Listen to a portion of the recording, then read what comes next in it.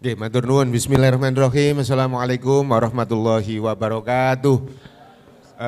Terima kasih Ibu Moderator, rekan-rekan jadi narasumber, wabil khusus pada Ibu Ketua Tim Penggerak PKK Kabupaten, Bu Sasa, dengan segenap hadirin yang berbahagia.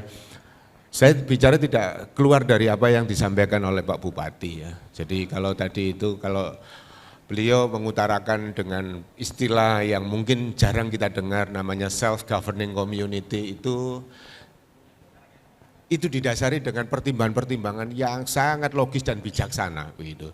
Nah, tidak terkecuali ketika bagaimana kita ini nanti itu bicara tentang Sidoarjo.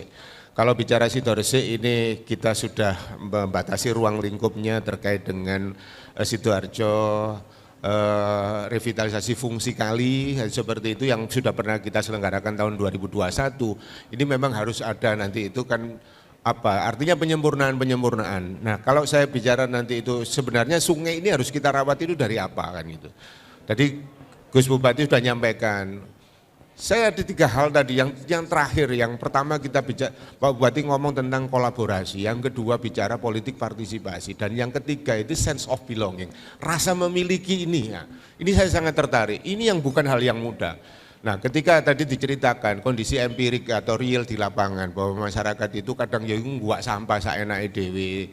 Enggak ada, saya juga kadang-kadang terpikir apa yang ada di benaknya mereka ketika dia membuang sampah di sungai, di pinggir jalan, yang itu seolah-olah sudah tanpa ada lagi halangan bagi moral dan mentalnya dia ini. Nah, ini PR yang paling berat. Jadi selama kami di DLHK kemarin itu ngadakan itu kalau operasi ya, operasi orang buang sampah sembarangan. Dari 16 orang itu ya, 9 orang itu KTP-nya jogone Sidoarjo. Ya. Yang 6 itu KTP-nya orang Sidoarjo. Artinya average-nya itu orang buang sampah yang kemarin ini itu perbandingannya itu 60% sampai 70% itu orang KTP-nya luar Sidoarjo. Ya. Jadi kami ini lakukan operasi-operasi yang itu nangkepi orang nanti yang kita follow up dengan tipe ring. Nah, ini nanti kita aktivasi lagi di penegakannya. Tetapi ini hanya sebagiannya. Nah, Pak, bagaimana sih kiat-kiatnya ini kalau kita ini supaya lingkungan ini terjaga dari sampah gitu ya. Yang pertama itu peran yang paling efektif. Saya mengacu kepada Undang-Undang 18 tahun 2008 tentang pengelolaan sampah. Dan bahwa di situ jelas disebutkan setiap orang itu ya wajib, ini ngomong saya dalam forum ini, setiap orang itu wajib ya mengolah dan mengurangi sampahnya. Ini yang seringkali orang lupa. Bukan lupa sebenarnya, ini juga kewajiban kita untuk selalu menggulirkan itu. Nah, jadi kalau saya nanti itu kalau di dalam slide kami ini di undang-undang itu pengelolaan persampahan itu kan beda ya, pengelolaan itu kan konsepsinya itu manajemen gitu ya, bukan pengolahan kan itu ya. Nanti kalau pengolahan itu sifatnya ruang lingkupnya di pengolahan. Saya hanya ingin menyampaikan, ya terlepas dari slide-nya itu ya, kuncinya itu di tingkat sumber. Kalau bicara permasalahan sampah itu dari hulu sampai hilir, hulunya ini, kalau tadi Gus Bupati menyinggung tentang analisis SWOT ya, yang bicara kita strength-nya di mana, weakness-nya di mana, ya, opportunity-nya di mana, threat-nya di mana. Kalau kita gagal mendiagnosa problem, tidak menemukan masalah yang sesungguhnya, jangan pernah berharap tentang keefektifan treatment. Atau cara apa yang paling efektif kalau masalah itu tidak ditemukan masalah yang sesungguhnya. Nah, kalau sekarang ini beberapa nanti yang menempati permasalahan ini, kenapa sih orang ini kesadaran nyampahnya itu rendah? Kan gitu ya. Bapak Ibu sekalian, hasil penelitian BPS tahun 2019, 72% masyarakat Indonesia itu kepeduliannya rendah terhadap sampah. Saya bicara data. Belum lagi tentang nanti mindset government-nya itu terkait dengan politik anggarannya. Rata-rata di Indonesia itu anggarannya itu 0,5% dari total APBD-nya. Ini terlalu rendah. Pak, idealnya berapa? Mendekati angka 4%. Itu baru nanti pengelolaan sampahnya itu ditangani dengan baik.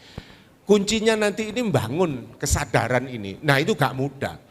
Saya seringkali gagap ketika ditanya, Pak gimana caranya? Kalau problemnya itu adalah mindset, ya, mindset, cara berpikir, Itu bukan hal yang mudah Bapak Ibu sekalian. Makanya saya sepakat, Sidoarjo itu bagian dari yang namanya trigger atau daya ungkit awal untuk bisa memberikan imbas. Untuk memberikan imbas. Kalau tadi sudah dijelaskan seperti bahwa sungai ini kan menjadi penting gitu ya. Kalau ngomong kita pingin Sidoarjo itu sungai itu sebagai berkah, bukan jadi musibah. Kalau seperti sekarang masyarakat itu patut dipertanyakan seberapa dia itu menganggap sungai itu sebagai aset. Mohon maaf Bapak Ibu sekalian, sekarang kondisi El Nino itu jangan anggap baik-baik saja. Daerah-daerah lain ini sudah banyak yang kekurangan air, ya, banyak yang kekurangan air. Tapi tidak pernah kita dengar Sidoarjo itu sampai kekurangan air. Itu sebenarnya itu harus jadi sebuah motivasi untuk kita semua bahwa Sidoarjo gak bakalan kekurangan banyu. Daerah-daerah tetangga-tetangga kita sudah banyak yang kekurangan air. Tanya nanti itu sama Pak Catur itu nanti, mungkin daerah-daerah ini sudah terpantau, sudah wis kangelan itu ndolek banyu. Nah kita ini yang sudah dapat berkah sungai, ini ayo kita rawat.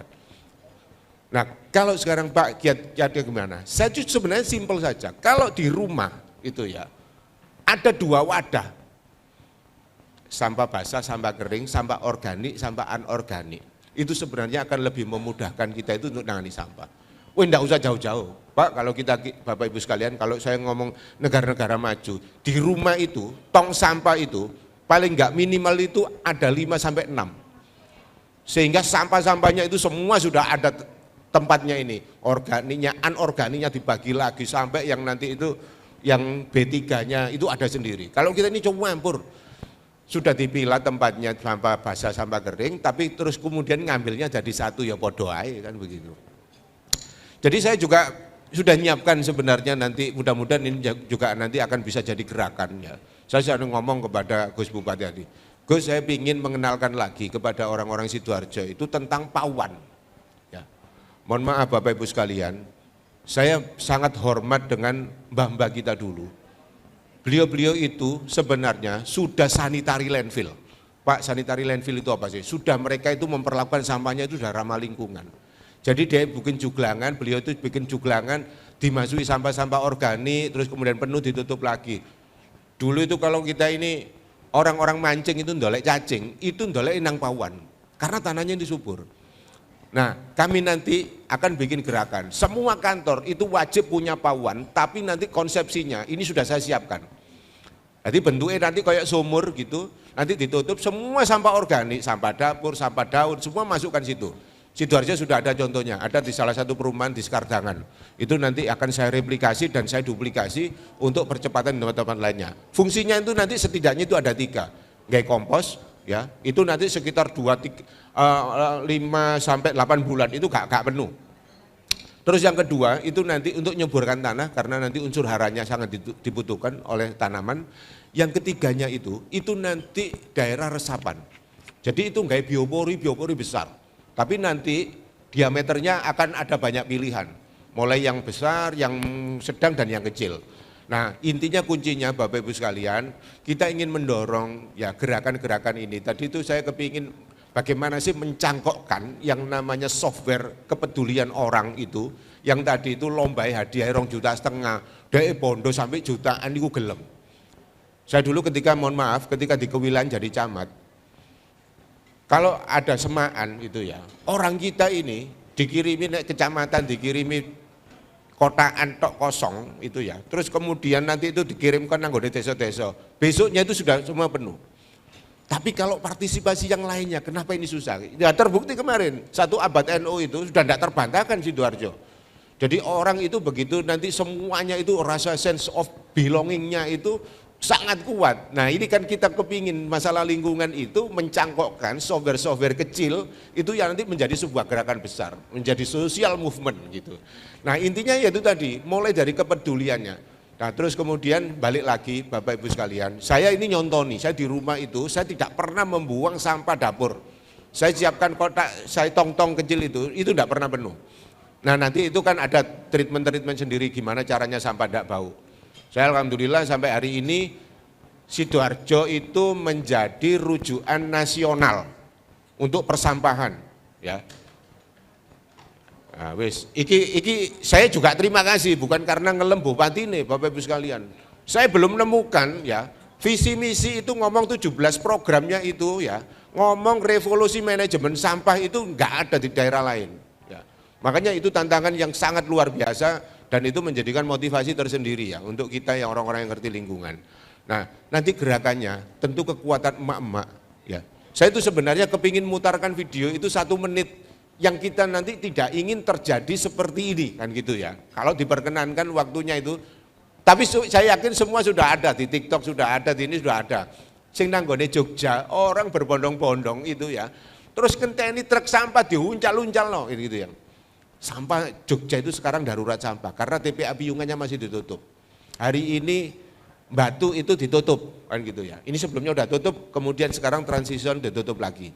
Saya enggak ingin nanti Sidoarjo itu jadi kota yang sakit. Sidoarjo ini kenapa paling bagus, meskipun tadi yang disampaikan oleh Gus Bupati masih banyak kekurangan, tapi kalau itu nanti bisa diminimalkan, orang punya rasa memiliki dari 3 hal tadi itu. Yang pertama kolaborasinya sudah oke, yang kedua politik partisipatifnya sudah oke, tinggal menumbuhkan software rasa memilikinya. Nah saya yakin kalau nanti itu dipandegani oleh ibu-ibu ya ini ya, gerakan ini, sudahlah. Nanti kita ingin nanti mengkreasikan apa yang nanti itu menjadi software self-governing community itu iso luwih apik, iso luwih apik. Tapi yang paling penting Bapak Ibu sekalian, nanti kita mulai dari gerakan itu software itu ada di government.